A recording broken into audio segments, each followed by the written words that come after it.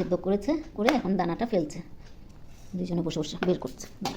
এটাকে বলে কি গুড় দিয়ে করবে আচার।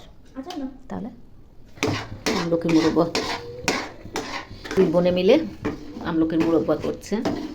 কী কী দিলি? গুড়, আমলকি সেদ্ধ করলাম, সামনে ক্যামেরার সামনে বল। আর লাগবে না রিয়া, তোমার বেশি হয়ে যাবে।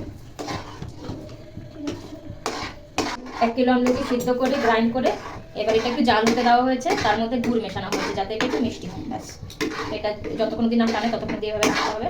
তারপর এখানে আরও জিনিস কি যেটা আমি জানি না, আপনি সব দিবেন। আর চাট মশলা হচ্ছে, পরিমাণ মতো নুন দিয়ে দেওয়া হচ্ছে, ঝালের জন্য একটু গোলমরিচ, টেস্টের জন্য একটু চাট মশলা। কষ ভাবটা চলে যাবে, টেস্টিও হবে।